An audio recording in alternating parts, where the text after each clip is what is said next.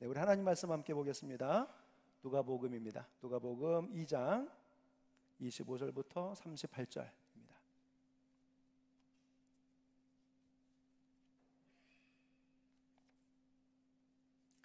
누가복음 2장 25절부터 38절입니다. 한 절씩 교독으로 봉독하겠습니다. 예루살렘에 시므온이라 하는 사람이 있으니 이 사람은 의롭고 경건하여 이스라엘의 위로를 기다리는 자라. 성령이 그 위에 계시더라. 그가 주의 그리스도를 보기 전에는 죽지 아니하리라 하는 성령의 지시를 받았더니 성령의 감동으로 성전에 들어가매 마침 부모가 율법의 관례대로 행하고자 하여 그 아기 예수를 데리고 오는지라. 시므온이 아기를 안고 하나님을 찬송하여 이르되 주제여 이제는 말씀하신 대로 종을 평안히 놓아 주시는도다. 내 눈이 주의 구원을 보았사오니 이는 만민 앞에 예비하신 것이요 이방을 비추는 빛이여 주의 백성 이스라엘의 영광이니이다 하니 그의 부모가 그에 대한 말들을 놀랍게 여기더라. 시므온이 그들에게 축복하고 그의 어머니 마리아에게 말하여 이르되 보라 이는 이스라엘 중 많은 사람을 패하거나 흥하게 하며 비방을 받는 표적이 되기 위하여 세움을 받았고 또 칼이 내 마음을 찌르듯 하리니 이는 여러 사람의 마음의 생각을 드러내려 함이니라 하더라. 또 아셀 지팔 바누엘의 딸 안나라 하는 선지자가 있어 나이가 매우 많았더라. 그가 결혼한 후 7해 동안 남편과 함께 살다가 과부가 되고 84세가 되었더라. 이 사람이 성전을 떠나지 아니하고 주야로 금식하며 기도함으로 섬기더니 마침 이때 나와서 하나님께 감사하고 감사하고 예루살렘의 속량을 바라는 모든 사람에게 그에 대하여 말하니라. 아멘. 네, 오늘은 예수님을 기다린 사람들 두 번째 시간으로 시므온과 안나에 대해서 함께 말씀을 나누도록 하겠습니다. 지난 시간에는 예수님을 기다린 사람들 첫 번째로 마리아와 요셉에 대해서 말씀을 전하였습니다. 예수님께서는요 이 땅에 오실 때 평범한 사람들의 모습으로 오시진 않은 것 같습니다. 우선은 예수님은 결혼하지 않은 동정녀 처녀의 몸에서 나셨고요 성령으로 잉태하셨습니다. 자, 여러분 이 아기가 태어날 때는 또 보통 아기가 태어나기를 위해서 가족들이 준비를 오랫동안 하죠. 그래서 방을 다 청소하고 또 아기가 태어날 그 옷을 준비하고 또 이불을 다 빨고 가장 안락하고 깨끗하고 좋은 곳에서 아기를 이렇게 맞이하기 위해서 보통은 가족들 모두가 그렇게 준비를 하고 기다립니다. 그러나 예수님이 태어나신 곳은요 마구간이었습니다.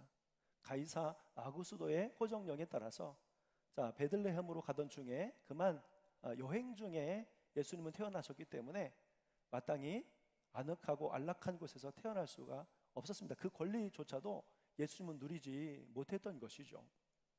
그러나 또 예수님은요 다른 사람들이 할 수 없었던 특별한 경험을 또 하게 됐습니다.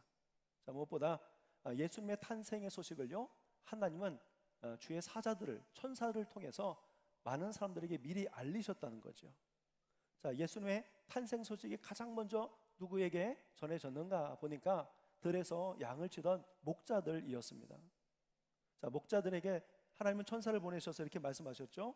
내가 온 백성에게 미칠 큰 기쁨의 좋은 소식을 너희에게 전하노니 오늘 다윗의 동네에 너희를 위하여 구주가 나셨으니 곧 그리스도 주시니라. 목자들은 들에서 양을 치다가 자, 이 천사의 말을 듣게 됩니다. 자, 이 말을 듣고 목자들이 얼마나 놀랐을까요? 자, 그리고 천사의 말을 믿고서 다윗의 동네, 여기가 어디일까요? 다윗의 동네, 곧 베들레헴이죠. 자, 베들레헴을 자 뒤지면서 자 예수가 어디에서 나셨는지를 찾아보았습니다. 여러분 그 과정이 쉬웠을까요? 찾는 일이 어려웠겠죠. 예상할 수 있습니다. 그 넓은 땅에서 어떻게 예수님을 찾아낼 수가 있겠습니까? 자, 그러나 목자들은 천사가 알려준 그 말 중에 중요한 단서 하나를 붙잡았어요. 그게 뭔 줄 아세요? 12절에 나와 있는 겁니다. 너희가 가서 강보에 싸서 구유에 누워 뉘어 있는 아기를 보리니. 자, 그 아기가 강보에 싸서 어디에 누워 있어요? 구유에 누워 있대요. 자, 세상에서 강보에 싸서 구유에 누워 있는 아기가 얼마큼 되겠어요? 자, 그러니까 목자들은 자, 이 말을 단서로 삼아서 베들레헴에 혹시 마구간에서 태어난 아기가 있습니까? 자, 그래서 찾았지요. 자, 그래서 고생을 했을 수도 있지만 한편으로는 쉽게 찾을 수도 있겠다. 이런 사람이 거의 없으니까. 자, 이런 생각이 들더라고요. 자, 그래서 여기저기를 찾아다니면서 혹시 마구간에서 난 아기가 있는지를 자, 목자들이 드디어 찾아냈습니다. 자, 그리고 목자들이 주의 천사가 나타나 하신 말씀을 자, 전합니다. 자, 실제로 마구간에서 난 아기가 있는 것을 자, 발견하게 되고 이렇게 이야기합니다. 누가복음 2장 16절에 가서 보면 이렇게 되어 있습니다. 빨리 가서 마리아와 요셉과 구유에 누운 아기를 찾아서 보고 천사가 자기들에게 이 아기에 대하여 말한 것을 전하니. 누가복음 2장 16절에 아기에 대하여 말한 것을 전하니 듣는 자가 다 목자들이 그들에게 말한 것들을 놀랍게 여기더라. 그러니까 목자들이 천사에게 들은 이야기를 그대로 전해 주었어요. 그리고 그것을 들은 사람들은 놀라움에 사로잡히게 된 거지요. 자, 목자들이 천사의 말대로 실제 강보에 쌓여 마구간에 누워 있는 것을 보고 그들도 놀랐고, 또 그러나 한편으로는 자신들의 눈으로 제일 먼저 구주 예수 그리스도를 보게 되었으니 얼마나 감격스러웠을까요? 자, 이들은 강보에 쌓여 구유에 누인 아기가 우리를 위해서 태어나신 구주 곧 그리스도이심이 의심 없이 믿어졌을 거예요. 목자들이 자기들에게서 이르던 바와 같이 듣고 본 모든 것을 바로 거기 있는 사람들에게 알려주고요, 하나님께 영광을 올려드리고 찬송하고 돌아갔다라고 기록을 하고 있습니다. 자, 그리고 그 일이 있은 후에 8일이 지났습니다. 자, 8일이 지났은 이 시점에 바로 예수님을 잉태하기 전에 천사가 가르쳐준 이름대로 그 아기의 이름을 예수라고 지어주고, 그리고 예루살렘으로 올라갑니다. 자, 예루살렘으로 올라간 이유는 바로 세 가지를 행하기 위함이었어요. 자, 첫 번째는 뭐냐면 바로 할례를 행하기 위함이었습니다. 레위기서 12장 1절 말씀 보면 이렇게 되어 있습니다. 자, 여호와께서 모세에게 말씀하여 이르시되 이스라엘 자손에게 말하여 이르라. 여인이 임신하여 남자를 낳으면 그는 이레 동안 부정하리니 곧 월경할 때와 같이 부정할 것이며 여덟째 날에는 그 아이의 포피를 벨 것이요. 혹시 자막이 안 되는 겁니까? 자막이 안 나오지만 잘 들으십시오. 네. 자, 여덟째 날에는 뭘 하라고요? 그 아이의 포피를 베라. 곧 할례를 행하라고 자, 말씀하셨기 때문입니다. 여인이 임신하여 아기를 낳고 7일 동안은 부정했어요. 자, 그때는 격리되고 있다가 8일째가 되어서 조금 움직일 수 있게 되었는데요, 낳은 아기가 남자이면 이때 8일이 지난 이후에 바로 이때에 할례를 행하게 하였던 겁니다. 자, 할례가 뭡니까? 할례는 하나님의 명령으로 이스라엘의 모든 남자들에게 행하여졌던 건데요, 자, 할례는 하나님과 이스라엘 백성들 사이에 언약의 표정이었어요. 이스라엘이 하나님께 선택되어서 언약을 맺은 백성으로서 하나님께 순종하고 헌신하겠다는 약속의 상징이 바로 할례였던 겁니다. 자, 창세기서 17장 10절인데요. 너희 중 남자는 다 할례를 받으라. 이것이 나와 너희와 너희 후손 사이에 지킬 내 언약이니라. 이렇게 되어 있습니다. 자, 그래서 할례를 행하기 위해서 예루살렘에 올라간 거죠. 자, 두 번째는요, 바로 장자를 올려드리기 위해서 예루살렘에 올라갔습니다. 출애굽기서 13장 2절에 보면 이렇게 되어 있어요. 이스라엘 자손 중에서 사람이나 짐승을 막론하고 태에서 처음 난 모든 것은 다 거룩히 구별하여 내게 돌리라. 이는 내 것이니라 하시니라. 자, 태에서 처음 난 것은 하나님이 그건 내 거다 라고 거룩하게 구별하여 드리라고 말씀을 하신 겁니다. 자, 출애굽기서 13장 12절에도 이렇게 되어 있습니다. 너는 태에서 처음 난 모든 것과 내게 있는 가축의 태에서 처음 난 것을 다 구별하여 여호와께 돌리라. 수컷은 여호와의 것이니라. 그래서 이 말씀을 지키고 순종하기 위해서 예수님도 첫째고 아들이잖아요. 그래서 예수님을 하나님 앞에 올려드리기 위해서 마리아와 요셉은 예루살렘에 올라간 겁니다. 그래서 토지에 처음 난 것, 만물, 또 짐승의 처음 것, 사람의 처음 것도 하나님 앞에 드려야 한다는 그러한 의식이 우리 한국 교회는 강하게 있었어요. 그래서 예전에 신앙생활 하신 분들은요, 자식의 첫째 혹은 아들의 첫째는 하나님 앞에 올려드려야 된다고 그렇게 했어요. 그런데 하나님 앞에 올려드리는 게 뭔가 그들 나름대로 이렇게 생각한 겁니다. 목회자가 되게 하는 거야. 그래서 하나님 앞에 바쳐서 목회자의 길을 가게 하는 것이 하나님 앞에 드리는 거다, 이런 믿음이 있어서 첫 번째 아들이요, 목회를 하고 있는 가정이 되게 많습니다. 저도 첫 번째 아들인데, 물론 저희 부모님은 그런 이유로 저를 목회자가 되게 하신 것은 아니에요. 그러나 여러분들이 잘 아는 유기성 목사님 아시죠? 유기성 목사님이 바로 첫 아들은 하나님 앞에 드려야 된다는 그런 마음에 그렇게 먼저 서원을 하셔서 목회의 길을 가게 되신 겁니다. 자, 바로 이 장자를 올려드리기 위해서 예루살렘에 올라가신 거고요. 자, 세 번째는 뭐냐면, 세 번째는 엄마가 아기를 낳고 깨끗하게 하는 정결례를 하기 위해서 예루살렘에 올라갔습니다. 레위기서 12장 6절의 말씀에 보면 이렇게 되어 있어요. 정결하게 되는 기한이 차면 그 여인은 번제를 위하여 1년 된 어린 양을 가져가고 속죄 제를 위하여 집비둘기 새끼나 산비둘기를 회막문 제사장에게로 가져갈 것이요. 자, 여인이 정결례를 행하기 위해서 어떻게 해야 되는지 가르쳐 주셨는데요. 자, 이때 보통은 어린 양을 바쳤습니다. 그러나 요셉과 마리아는 매우 가난했기 때문에 주의 율법에 말씀하신 대로 산 비둘기 한 쌍이나 집 비둘기 둘을 드렸습니다. 레위기서 12장 8절에 나와 있는 것은요, 그 여인이 어린 양을 바치기에 힘이 미치지 못하면 산 비둘기 2마리나 집 비둘기 새끼 2마리를 가져다가 하나는 번제물로 하나는 속죄 제물로 삼을 것이요 제사장은 그를 위하여 속죄할지니 그가 정결하리라. 하나님이 가난한 자에게 특별히 이렇게 하면 가능하다고 말씀을 하신 거예요. 그래서 레위기서 12장 8절의 말씀에 따라 가난할 경우에 산 비둘기나 집 비둘기로 드릴 수 있게 하셨는데, 요셉과 마리아는 너무나 가난했기 때문에, 우리가 생각하는 상상 이상으로 가난했기 때문에 비둘기로 하나님 앞에 가져다 드린 것입니다. 이러고 보면 여러분, 혹시 우리도 이런 생각할 수 있거든요. 가난한 집안에서 태어나고 가난한 집안에서 자랐고 지금도 가난에 처해 있을 때 우리가 갖기 쉬운 생각이, 하나님 불공평하시다, 나는 왜 이렇게 태어났나 원망하고 불평하는 일이 있을 수 있습니다. 그런데 여러분, 오늘 말씀에 보면요, 예수님도 아주 가난한 집안에서 태어나셨잖아요. 그러나 온 인류를 구원하시는 구세주가 되시지 않으셨습니까? 하나님은 그가 태어난 가정의 부유함과 가난함과 상관없이 하나님이 일하시고 쓰시는 분이라고 하는 사실 또한 기억하시고, 내 삶의 형편의 문제로 절망하거나 슬퍼하는 일이 없기를 예수님의 이름으로 간절히 축원합니다. 이렇게 말씀에 순종하기 위해서 예루살렘으로 올라간 요셉과 마리아는 이곳에서 뜻밖의 두 인물을 만나게 되는데, 그 사람들이 바로 오늘 말씀에 나오는 시므온과 안나라는 사람이었습니다.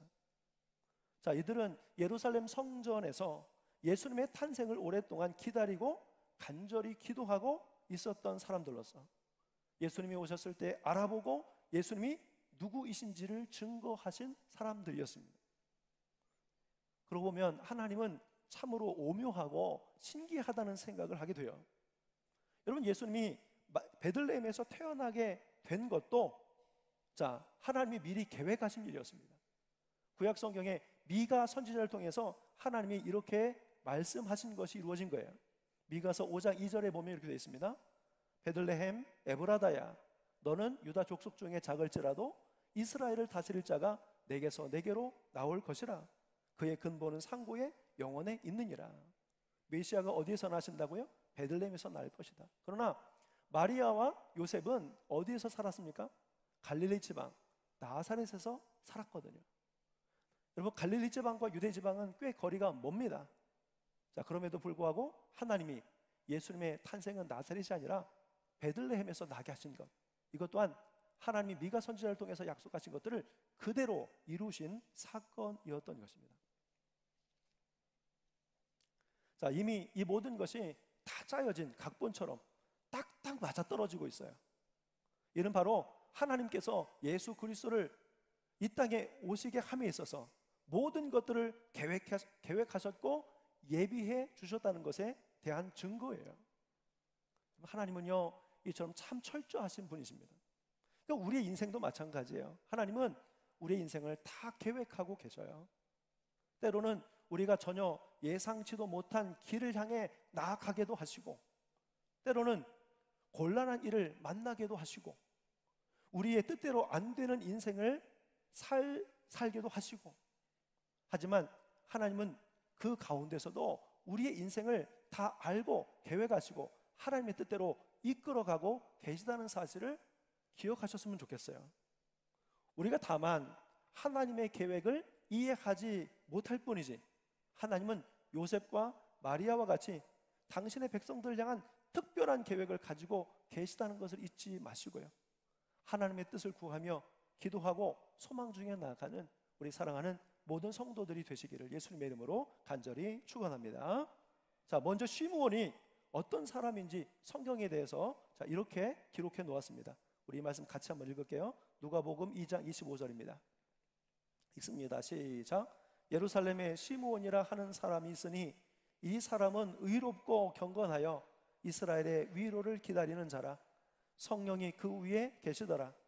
그가 주의 그리스도를 보기 전에는 죽지 아니하리라 하는 성령의 지시를 받았더니. 아멘. 자, 시므온은요, 오래전에 그리스도를 보기 전에는 네가 절대로 죽지 않을 거다라고 하는 성령의 지시하심을 받았어요. 그가 젊을 때 받았는지 나이가 들어서 받았는지 모르겠지만 아마 젊었을 때 받았으면 예수님이 빨리 오시는 것에 대해서 조금 부담을 느꼈을 수도 있습니다. 그러나 나이가 지나가면서 시몬의 마음속에는 예수님이 빨리 오셨으면 좋겠다, 그래서 내가 평안의 안식에 들어갔으면 좋겠다, 이런 마음이 있게 된 거죠. 자, 그런데 어느 날 바로 성령께서 다시 시므온에게 나타나셔서 이렇게 말씀을 하시는 겁니다. 시므온아, 이제 성전 안으로 들어가라. 오늘 그곳에서 너는 드디어 예수를 만나게 될 거다. 이 말을 듣고 시므온이 어떤 마음이 들었을까요? 굉장히 설레이고 떨리지 않았겠습니까? 시므온은 성령의 감동을 받고 성령께서 인도하심을 따라 바로 성전 안으로 들어갑니다. 그리고 그 순간 요셉과 마리아가 율법의 관리를 행하기 위해서 예수님을 안고 막 들어오는 모습을 보게 됩니다. 시므온은 그 아기가 예수 그리스도이신 것을 단번에 알아보고 안습니다. 그리고 하나님을 찬송하였습니다. 자, 누가복음 2장 29절 말씀입니다. 주제여, 이제는 말씀하신 대로 종을 평안히 놓아 주시는 거다. 자, 그 아기를 안고서 시몬은 어떤 마음을 가졌어요? 평안함, 자유함을 누리게 되었다는 겁니다. 내 눈이 주의 구원을 보았사오니 이는 만민 앞에 예비하신 것이요 이방을 비추는 빛이요 주의 백성 이스라엘의 영광이니이다. 그러면서 예수님의 정체성에 대해서 말씀을 하시는데요, 바로 구원이고 만민 앞에 예비하신 이방을 비추는 빛으로 예수님이 오셨음을 그 자리에서 선포하게 되었습니다. 이제까지 자신이 살아왔던 모든 인생 중에 가장 큰 기쁨과 평안을 누리는 순간이 바로 예수 그리스도를 안았던 시간이에요. 자, 그도 그럴 것이 살아계신 하나님의 아들이시요 구주를 그 품 안에 안아 보았으니 얼마나 좋았겠어요. 시므온은 성령께서 가르쳐 주신 대로 예수님을 만민 앞에 예비하신 주의 구원으로 이방을 비추는 빛으로 이스라엘의 영광으로 고백하며 이를 행하신 하나님을 찬양하게 되었습니다. 그리고 요셉의 가족을 축복하였다고 말씀이 기록합니다. 자, 그런데 또한 성령께서 시므온에게 주셨던 말씀이 있었는데요, 마치 이 말씀을 예언자처럼 마리아에게 전하고 있습니다. 그 내용이 무엇이냐면 이는 이스라엘 중 많은 사람을 패하거나 흥하게 하며 비방을 받는 표적이 되기 위하여 세움을 받았고 또 칼이 내 마음을 찌르듯 하리라. 시므온에게 축복을 받은 것까지는 굉장히 좋았을 것인데 시므온의 입에서 어떤 이야기가 나왔습니까? 이 아기는 이스라엘 중 많은 사람을 패하거나 흥하게 할 수 있고 비방을 받는 표적이 될 것이고, 자, 이를 위해서 세움을 받았고 또 칼이 마리아 내 마음을 찌르게 할 것입니다. 이 말을 전해요. 지금 이 말씀을 듣는 우리들은요, 시므온의 이 예언자적인 말씀이 무엇을 의미하는지 알고 있습니다. 여기에서 패하거나 흥하게 한다는 말이 무엇입니까?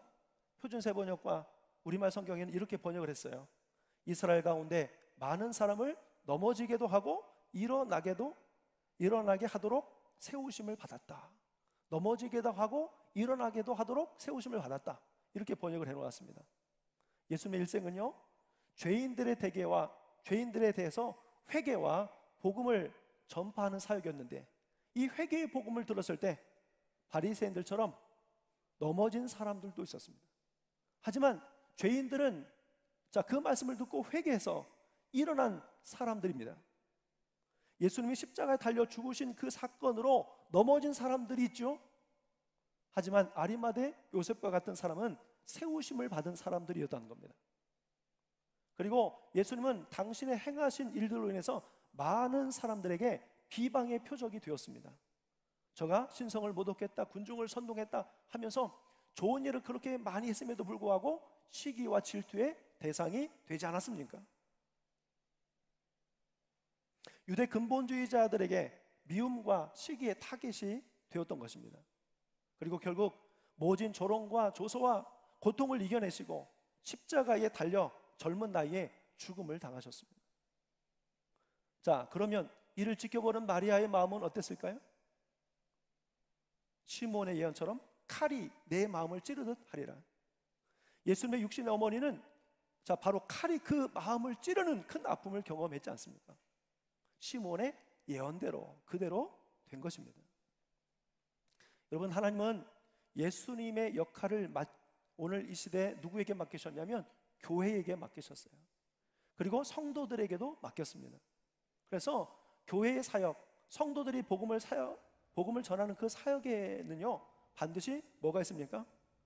흥하게도 하고 패하게도 하게 됩니다. 우리가 복음을 전하면 그 복음 앞에 회개하고 살아나는 사람이 있을 거고요, 또 그 복음에 대해서 비방하는 사람들도 분명히 있게 된다는 것입니다. 자, 그럼에도 불구하고 우리는 하나의 생명을 살리는 일에 하나님께 부름받았다는 사실을 기억하고 이 일에 합당하게 쓰임받을 수 있기를 예수님의 이름으로 간절히 축원합니다. 자, 예수님 만난 두 번째 사람은 바로 누구냐면 안나입니다. 자, 안나를 제가 짧게 설명을 드릴게요. 안나는 성경에 보면 아셀 지파였다, 바누엘의 딸이었다, 선지자였다라고 되어 있고요, 나이가 매우 많았다고 기록합니다. 그 외에도 결혼한 후에 7해 동안 남편과 살다가 과부가 된 지 84년이 흘렀다, 이렇게 기록을 합니다. 자, 예수님을 만날 당시 안나는 보통 그때 당시에 결혼을 보통 15세 전후에 했대요. 15살에 결혼을 하고 남편과 7년을 살았으니까 20대 초반이 되었고, 그리고 84년이 지났으니까 이미 안나의 나이는요 100세가 훌쩍 넘은 그러한 시기였습니다. 결혼한 지 7년 동안 남편과 살았기 때문에 자녀가 있었을 가능성이 있습니다. 자, 그리고 그 이후에 재혼을 안 했기 때문에 과부가 겪어내야 하는 수많은 질고와 고통을 고스란히 안고 있었을 겁니다. 아이를 키우는 것에 대한 부담과 어려움이 안나에게 있었을 겁니다. 자, 하지만 안나는 어려운 상황 속에서도 성전을 떠나지 않고 지키고 주야로 금식하고 기도하면서 섬겼던 사람입니다. 자, 이것은 전적으로 하나님을 의지하고 신뢰하는 행위였죠. 자, 안나는 꼭 필요한 최소한의 소유함을 가지고 평생 기도하면서 예수님을 기다려 왔던 것입니다. 그러니까 20살쯤 남편과 사별한 이후로 줄곧 인생 내내 예수님을 기다렸던 사람이 바로 안나였습니다. 안나 선지자는 예수님을 만나고 그동안 금식하고 기도하면서 하나님께서 가르쳐 주신 비밀을 사람들에게 말해 주었습니다. 자, 시므온과 안나가 참 대단한 것은요, 여러분, 기다린다는 것은 쉬운 일이 아닙니다. 또한 이렇게 오래 기다린다는 것은 포기하고 싶은 마음이 반드시 그 속에 있죠. 그럼에도 불구하고 줄곧 예수님을 기다리고 하나님이 말씀해 주신 대로 믿고 결국 예수님을 만나게 되었다는 것입니다. 자, 우리는 이들에게서 무엇을 배울 수 있냐면 바로 기다림이란 무엇인지에 대해서 배울 수가 있어요. 오늘 말씀에 나오는 시므온과 안나는 의롭고 경건함으로 성전을 떠나지 아니하고 금식하고 기도하면서 기다렸다고 했습니다. 소망 중에 기다렸다고 했습니다. 말씀을 믿고 하나님의 때를 기다렸다고 했습니다. 여러분, 사실은요, 자, 이스라엘 백성들에게는 메시아에 대한 기다림이 모두에게 다 있었어요. 특히 로마의 압제로 있으면서 그 고통 중에 예수님이 오셨으면 좋겠어, 메시아가 오셨으면 좋겠어 라고 하는 그런 마음은요, 모든 유대인들에게 다 있었던 마음입니다. 그러나 그들의 기다림은 시므온과 안나와 같지 않았어요. 죽기 전에 그리스도를 만날 것이라고 하는 믿음이 있으니까 그들의 삶은 흔들리지 않았어요. 기도를 쉬지 않았어요. 그들의 삶이 흐트러지지 않았어요. 경건함을 유지할 수 있었던 것입니다.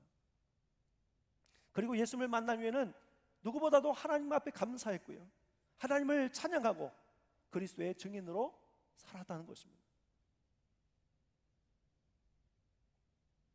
여러분, 오늘 이 시대에 우리가 특별히 대림절 기간 동안 우리가 예수님을 기다린다고 말하지 않습니까? 예수님을 기다림에 있어서 우리는 보통 유대인들과 같은 마음으로 예수님을 기다릴 수도 있습니다. 그러나 하나님 오늘 이 말씀 통해서 우리에게 바라는 기다림은 바로 시므온과 안나와 같은 마음으로 예수님을 기다리라고 하는 거예요. 이제 다시 성령으로 잉태되고 동정녀의 몸에서 예수 그리스도가 이 땅에 오실 일은 없습니다. 그러나 예수님은 이제 이 땅에 심판주로, 재림주로 다시 반드시 오십니다. 우리는 그 재림하실 예수 그리스도를 바로 시므온과 안나의 마음으로 기다려야 하는 것입니다. 다시 오실 예수님을 우리가 어떤 마음으로 기다려야 하는지 시므온과 안나를 통해서 배울 수 있기를 바랍니다. 약속의 말씀을 믿고 지켜 행하고 성령의 인도하심을 따르고 성전을 떠나지 아니하고 금식하고 기도함으로 섬기며 경건을 잃지 않는 자로 우리가 살아가야 될 줄 믿습니다. 마지막으로 이들에게 있어서 기다림은 어떤 의미였을까요? 생각해 보았습니다. 기다림은 참으로 어려운 일이죠. 친구를 만나고 애인을 만나는 일에 있어도 내가 먼저 나와서 기다리는 그 순간은요, 굉장히 지루하고 힘든 시간일 수 있습니다. 그러나 자, 전쟁으로 인하여 죽은 줄 알았던 헤어졌던 남편이 살아있다는 이야기를 듣고 이제 곧 만날 수 있게 될 거라고 하는 그런 소식을 듣고 기다리는 아내의 마음은 다르지 않겠습니까? 그 시간이 기다려지지 않겠습니까? 흥분의 시간이 되지 않겠습니까? 아이를 잉태하고 그 아이가 세상에 나오기까지 기다리는 부모의 마음은 기대와 설레임의 시간이 아니겠습니까? 시므온과 안나에게 있어서 기다림의 시간은 인내의 시간이었고 주님 오심을 기도로 준비하는 시간이었고 하나님의 하신 일들을 기대하는 시간이었을 것입니다. 그랬기 때문에 예수 그리스도를 만났을 때 누구보다도 기뻐하고 감사할 수 있게 된 것입니다. 간절히 기다리는 자가 만났을 때 가장 큰 기쁨과 감사를 경험하게 되는 거죠. 죄 가운데 살아가는 사람은 예수 그리스도의 다시 오심이 두려움의 시간이 될 겁니다. 걱정이 될 겁니다. 그러나 진실한 마음으로 살아가는 자에게는 그날이 기다려지는, 빨리 왔으면 하는 그러한 시간이 될 것입니다. 우리가 다시 오실 예수 그리스도를 기다리는 시간들이 지루함이 아니라, 두려움이 아니라 설레이고 흥분되는 그러한 시간이 될 수 있기를 예수님의 이름으로 간절히 축원합니다. 자, 대림절은 기다리는 절기라고 그랬어요. 주님 오심의 때를 기다리는 절기. 근데 그냥 기다리지 마시고, 자, 준비하고 정결하고 경건한 마음으로 시므온과 안나와 같이 기다리시길 축복합니다. 예수님의 다시 오심을 기쁜 마음으로 기다릴 수 있는 우리 늘푸른교회 모든 성도들이 되시기를 예수님의 이름으로 간절히 축원합니다. 기도하겠습니다. 하나님, 대림절기를 맞이해서 다시 오실 예수 그리스도를 우리가 기다립니다. 그저 유대인들이 시간이 지나면 오겠지 하는 마음으로 기다리는 것이 아니고 기대함으로 설레임으로 주의 약속의 말씀을 붙잡고 또 성령의 인도하심을 따라 경건하고 거룩하고 진실된 삶으로 주님 오심을 기다리는 우리 사랑하는 모든 성도들이 될 수 있도록 인도하여 주옵소서. 그래서 다시 오실 주님을 만나는 그 순간이 우리에게 가장 평안한 시간, 행복한 시간, 기쁨의 시간이 될 수 있도록 주여 인도하여 주시옵소서. 거룩하신 예수님의 이름으로 기도하옵나이다. 아멘. 우리 다 같이 자리에서 일어서셔서 함께 찬양하시고 주신 말씀 붙잡고 함께 기도하겠습니다.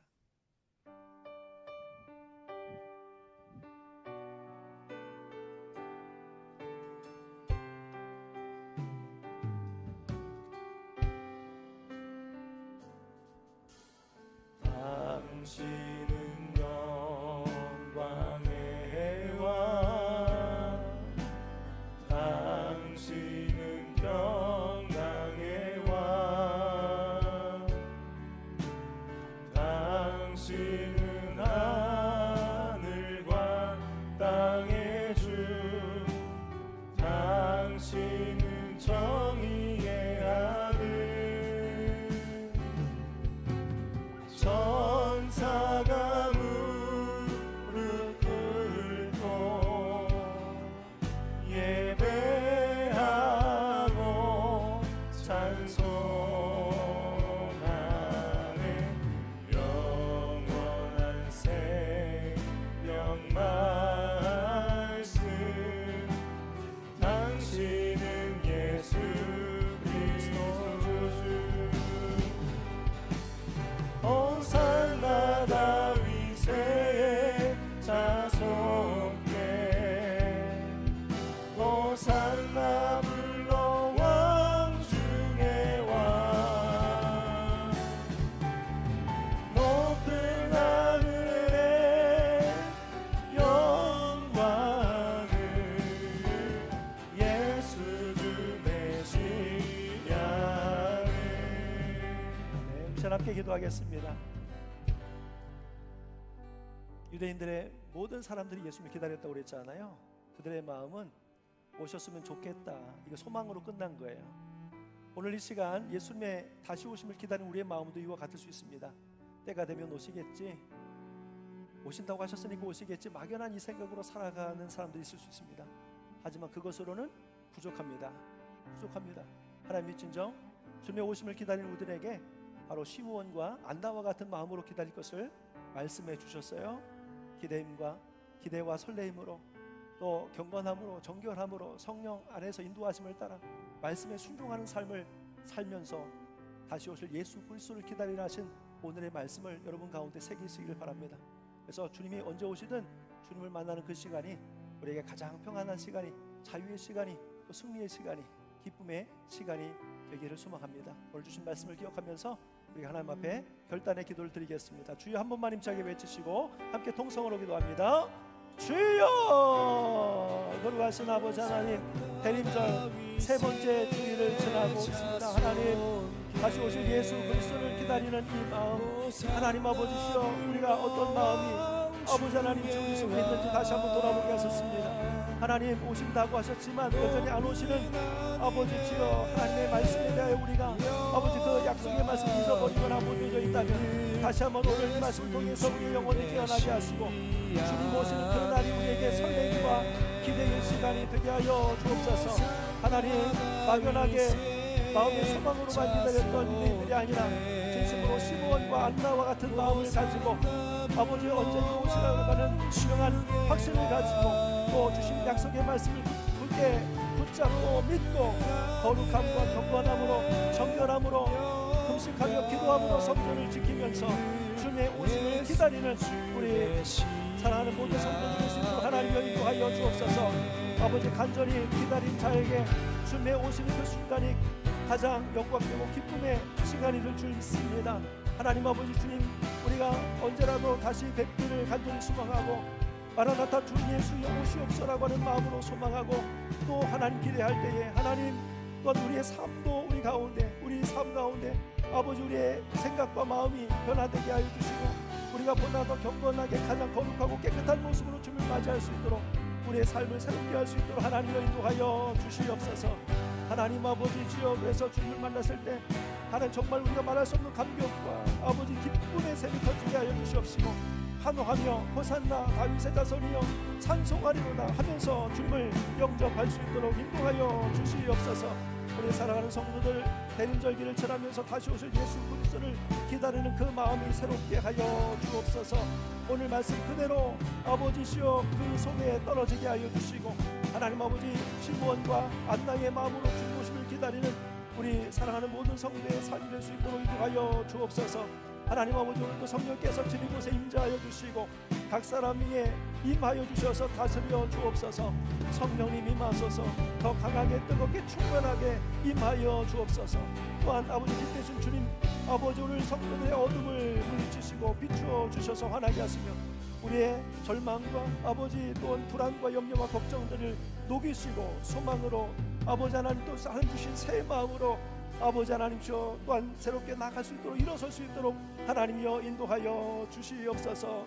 하나님 아버지 주여 이 말씀을 우리 안에 새기게 하시고 하나님 모두가 이 말씀을 스스로 꺼내며 아버지 우리의 불완전한 모습을 하나님 앞에 내어놓고 새롭게 해주시기를 바라는 간절한 소망으로 나아갈 수 있도록 하나님 인도하여 주시옵소서. 감사합니다. 거룩하신 하나님 아버지, 오늘 말씀을 통해 막연하게 예수님이 오셨으면 좋겠어, 이 땅에 메시아가 오긴 하여야 될 텐데 막연하게 소망만 가지고 있었던 유대인의 마음이 아니라 그때를 간절히 기다리고 소망하고 또 주님 오실 날 어떤 모습으로 설 수 있을까를 고민하며 거룩과 경건과 정결과 기도로 금식함으로 또 하나님 성전을 지킴으로 주님 만나기를 기다렸던 시므온과 안나의 마음으로 우리가 다시 오실 예수님을 기다리라 하신 이 말씀을 새기겠습니다. 하나님 우리의 마음이 새롭게 하여 주시고 언제 오셔도 오시겠지라고 하는 막연한 마음이 아니라 그날이 빨리 오기를 간절히 사모하는 마음을 가지고 또 주님 배울 그날을 열심히 잘 준비하여 주님 오시는 그 순간이 두려움과 염려의 시간이 아니라 기대와 감격의 시간이 될 수 있도록 우리 성도들의 삶을 하나님 안위하여 주시옵소서. 하나님 예수 그리스도의 다시 오심을 믿는 자마다 생각이 변화되고 삶이 변화될 수 있도록 인도하시고 역사하여 주옵소서. 이제는 우리 주 예수 그리스도의 크신 은혜와 하나님 아버지의 깊고 묘하신 사랑하심과 성령님의 감동 감화 교제 교통하심이 이 땅에 다시 오실 예수 그리스도를 사모함으로 기대함으로 기다리며 그때 주님 배옵는 그날에 세상에서 가장 완전한 평화와 기쁨을 맛보기로 소망하는 우리 자리에 함께 모든 사랑하는 성도들과 저들의 가정과 후손과 일터와 이 나라 이 민족과 세계 열방 위에 특별히 대한민국 위에 이제로부터 영원토록 함께 하시기를 간절히 축원하옵나이다. 아멘.